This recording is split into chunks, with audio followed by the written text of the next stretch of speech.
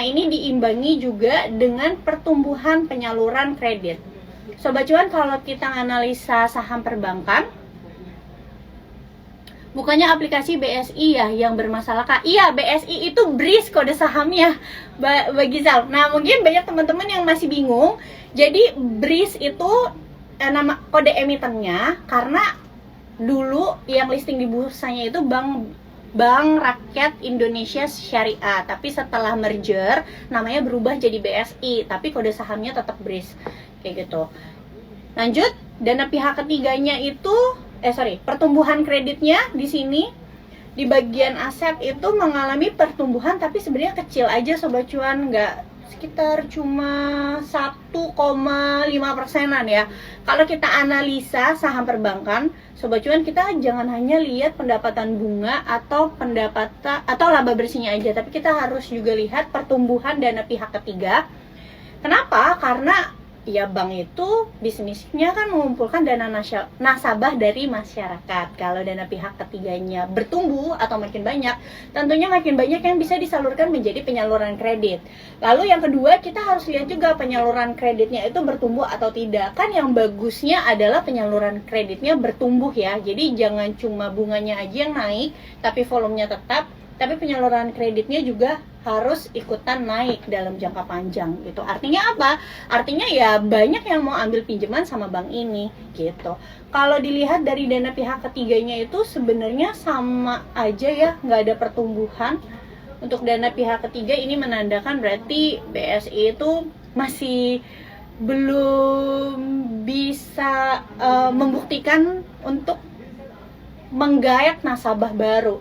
Kalau teman-teman tahu, setelah BSI ini merger, ya BSI itu banyak kena limpahan aset dari Bank Mandiri Syariah, terutama Kanun Aceh ya. Jadi ya kebanyakan deposannya saat ini karena limpahan dari induk banknya gitu. Untuk penambahan deposan baru atau nasabah barunya itu belum terlalu banyak gitu.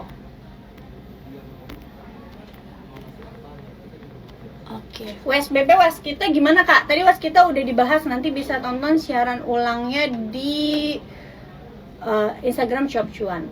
Untuk price actionnya dari BRIS sendiri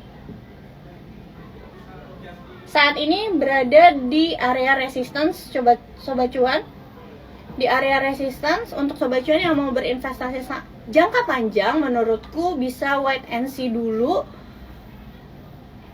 Karena saat ini pair dari BRIS sendiri sudah berada di 14 kali. Mungkin menariknya untuk investasi bisa tungguin atau wait and see sampai di pair sekitar 10 kalian ya. Jadi baru menarik di sekitaran 1.500-an itu untuk BSI atau BRIS.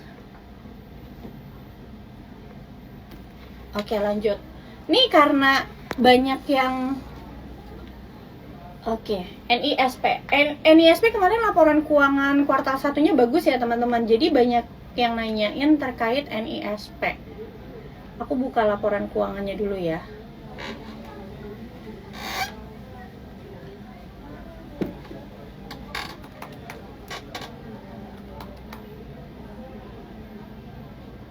Sebentar. NISP itu OCBC ya, by the way. Mungkin teman-teman ada yang masih belum tahu. Balik lagi, kalau kita mau analisa saham perbankan, gak hanya pendapatan dan laba bersihnya, kita juga harus lihat pertumbuhan dana pihak ketiga dan juga penyaluran kreditnya. Untuk penyaluran kreditnya,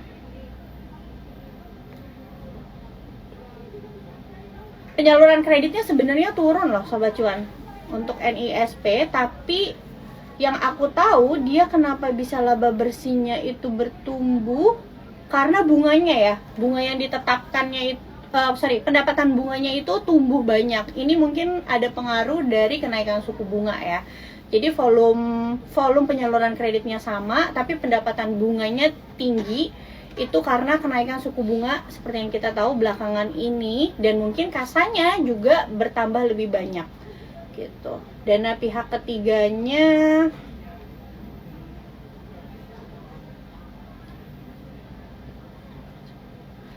justru dana pihak ketiganya kalau kita lihat di sini turun ya teman-teman, dari 79T jadi 74 triliun. Nah kalau kayak gini gimana nih?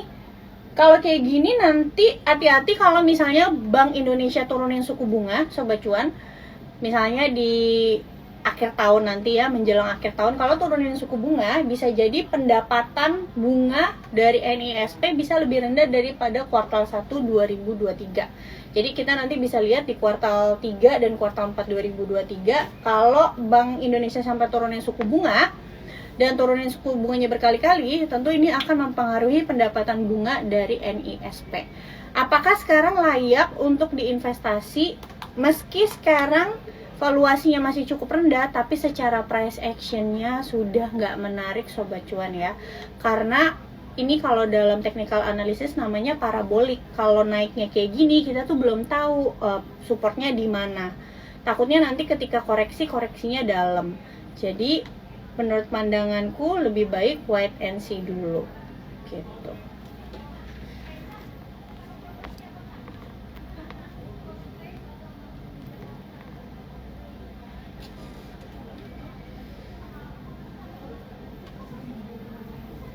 Oke, lanjut. Oh, BCA. Oke, boleh. BCA. Banyak yang suka bank ya. Bank BCA.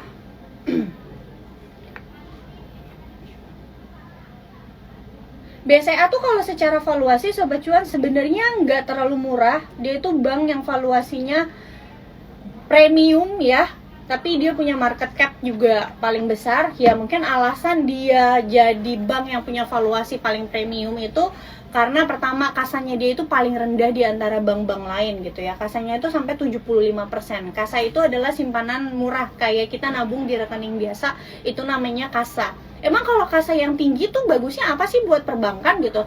Bagusnya adalah dia nggak perlu bayar bunga untuk nasabah terlalu tinggi dibanding bank lain gitu. Kan kita kalau naruh uang di bank antara dua kan teman-teman, bisa rekening biasa dan juga bisa deposito. Bunganya tentu dua ini kan beda. Kalau deposito bank bisa kasih bunga misalnya 3%. Tapi kalau rekening biasa, rekening tabungan biasa paling bunganya 0,25%, itu juga kadang kalah sama potongan admin tiap bulannya. Potongan adminnya kan bisa 15.000, 20.000 gitu. Kalau tabungan kita dikit, bunga yang kita dapat bahkan lebih rendah dari potongan admin gitu.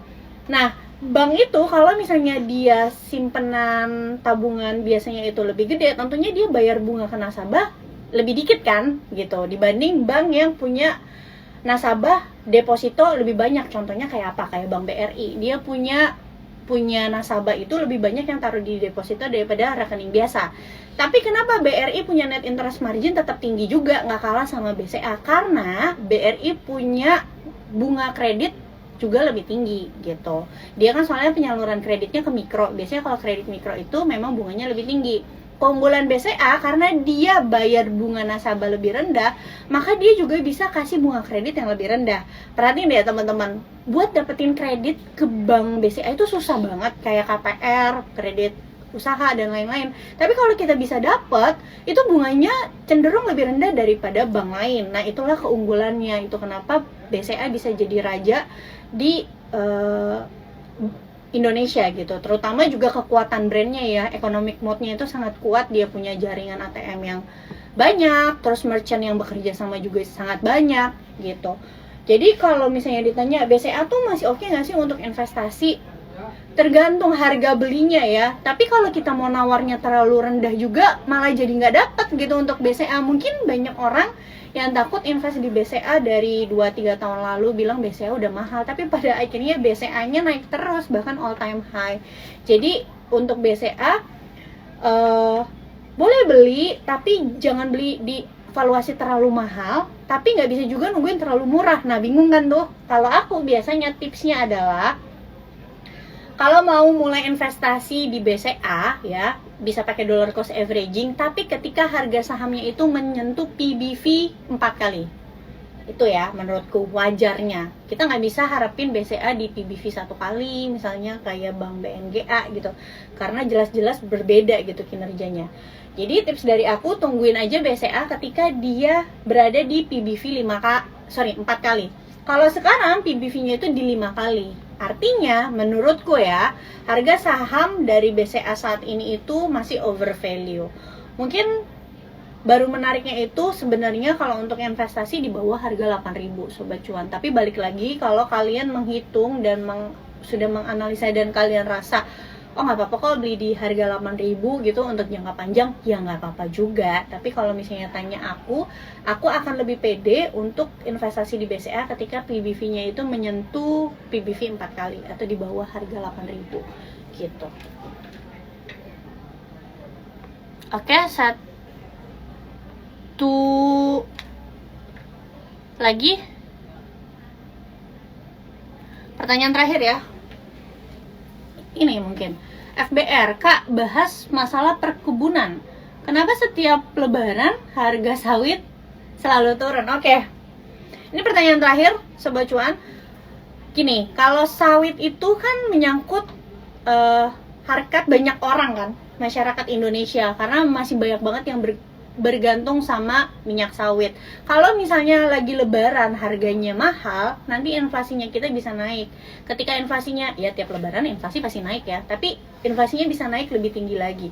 Ketika inflasinya naik lebih tinggi lagi, takutnya nanti ada orang-orang yang nggak bisa afford atau nggak punya buying power untuk beli minyak goreng. Itu kenapa mungkin aja di momen-momen tertentu seperti lebaran, harga kelapa sawit atau minyak sawit itu dijaga sama pemerintah gitu. Oke, ada lagi pertanyaannya? Oke, DRMA terakhir ya. DRMA sebenarnya udah kita bahas minggu kemarin ya di Selin Me and Go Away. Siaran ulangnya bisa Sobat Cuan nonton di Instagram Cuap Cuan. Untuk DRMA itu memang tahun ini otomotif lagi bagus karena kita ibaratnya kembali normal ya, kembali WFO lagi. Banyak orang yang akhirnya udah berani beli mobil dan sebagainya. Akhirnya sektor pendukungnya itu juga jadi bagus. DRMA ini kan lebih ke sektor pendukung ya, karena dia itu kan supply bahan-bahan untuk mobil, terutama untuk Hyundai, Creta, dan juga Stargazer. Nah, DRMA sendiri adalah pemasok utama atau pemasok satu-satunya kabel untuk Hyundai Creta dan juga Stargazer.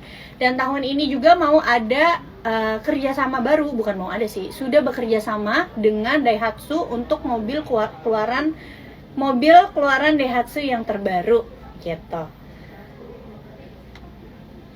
Dan seperti yang aku jelaskan minggu kemarin, untuk otomotif memang di Indonesia itu dalam jangka panjang trennya sangat bagus karena density kita rendah. Density itu adalah kemampuan masyarakat membeli mobil ya, dari satu mobil per 1.000 orang. Di Indonesia itu hanya 88 orang yang bisa punya mobil per 1.000 orang, dan ini lebih rendah daripada Thailand. Kalau kalian yakin sama ekonomi Indonesia ke depannya akan lebih bagus, harusnya sektor otomotif kita juga akan terus membaik ke depannya. Hanya saja untuk DRMA, Sobat Cuan harus perhatiin, ini sudah bagger ya harganya dari Februari 2023 gitu. Sejak Februari 2023 untuk saat ini harganya sudah bagger. Mungkin masih perhatiin level-level saat ini menurutku pribadi sudah sedikit di atas harga wajar. Mungkin baru menarik di harga 800 sampai 900-an rupiah untuk DRMA. Oke, sekian dulu Sobat Cuan. Oke, Sobat Cuan, terima kasih